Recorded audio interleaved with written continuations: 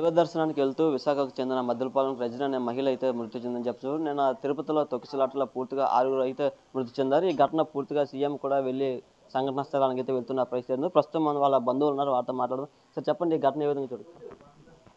ఘటన అంటే వీళ్ళు దర్శనానికి వెళ్ళారు సార్. మరి అందులోని ఒకసారి గేట్లు అప్పడం వల్ల ఆ తోపులాట్లోని తొక్కిసారు అనేసి వాళ్ళ ఆయన గారు మా సాటి డ్రైవర్ గుడ్ల లక్ష్మణరెడ్డి గారు చెప్పడం అంటే జరిగింది. మరి దానివల్ల ఆవిడ మరణం జరిగింది. అది కూడా 2-3 ఇయర్స్ అవర్ తర్వాత అది తనకు కూడా తెలిసింది. ఈలోగా అనేసి చెప్పడం అంటూ జరిగింది సార్. అది అంటే ఎంతమంది ఉన్నారు మొత్తం? అలా ఇక్కడ బ్యాచ్ దగ్గర అంటే వాళ్ళ ఫ్యామిలీ ఇద్దరు వెళ్ళారండి. చుట్టుపక్కల వాళ్ళు కలిపి దగ్గర సుమారు ఒక 10 మంది చిల్లర వెళ్ళారండి ఫ్యామిలీ మొత్తం. అందులో ఏంటంటే ఒకరికి పక్కన ఉన్న వాళ్ళకి చిన్న చిన్న గాయాలు చిన్న చిన్న దెబ్బలు కూడా తగిలాయంట. వాళ్ళు పర్లేదు. సో మరి వీళ్ళు వెళ్ళే 10 మందిలోనే ఒకరు మాత్రం చనిపోవడం అంటూ అయింది. చెప్పండి అమ్మా, అసలు ఈ ఘటన చూడొచ్చు పూర్తి ఏంటండి 7వ తారీఖు మంగళవారం వెళ్ళారండి వైకుంఠ ఏకాదశి దర్శనం. కానీ ఇద్దరు చాలా హ్యాపీగా వెళ్ళారు. ఇక్కడ మొత్తం 10-12 మంది వెళ్ళారు. 12 మందిలో నవ్వుతూ వెళ్ళారు. ఇప్పుడు చచ్చిపోయిందని మాకు సడన్గా వార్త తెలిసిందండి. మేము తట్టుకోలేకపోతున్నామండి. అయినా ఇప్పుడు లక్షల మంది జనాలు వస్తారు కదా తిరుమలకి లక్షల మంది వచ్చేటప్పుడు ఇలా యాక్షన్ బాగా తీసుకోవాలి కదా. ఈ తొక్కిసలాట్లో ఆవిడ చచ్చిపోయారండి.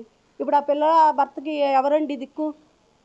ఇప్పుడు ఆ అబ్బాయి చదువుతున్నాడంటే ఇల్లంతా లోన్ పెట్టి తాకట్టు పెట్టి మా అబ్బాయిని చదివించుకుంటున్నారు.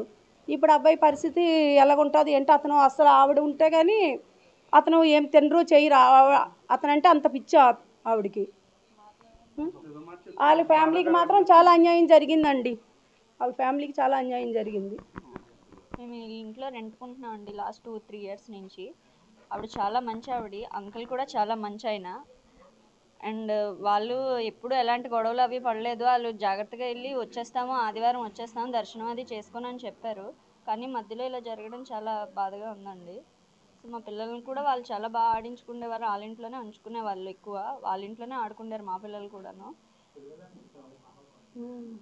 చాలా ఇష్టం వాళ్ళకి మా పిల్లలు అంటే. వాళ్ళు పొద్దున్న లేచినప్పటి నుంచి రాత్రి పడుకున్నంత వరకు వాళ్ళ ఇంట్లోనే ఉండారు మా పిల్లలు కూడాను. అలాంటిది ఇలా జరగడం చాలా బాధగా ఉంది.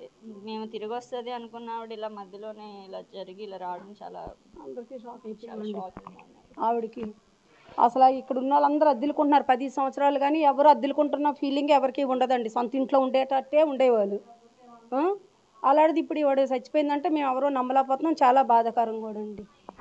ఇక్కడ చుట్టుపక్కల వాళ్ళు అయితే పూర్తిగా జీర్ణించుకోలేకపోతున్నారు. ఎందుకంటే మాతో చాలా సరదాగా ఉందండి. అలాగే ఒక కుటుంబంలాగే మేము అంతా ఉండేవాళ్ళం. అలాంటిది ఇప్పుడు ఆవిడ చనిపోవడంతో చాలా బాధాకరం. అసలు ముందుగానే ఇంత క్రౌడ్గా ఉన్నప్పుడు అధికారులు నిర్లక్ష్యం కారణంగానే ఈ ఘటన జరిగిందంటూ వీళ్ళు ఆగ్రహం వ్యక్తం చేస్తున్న పరిస్థితి ఉంది.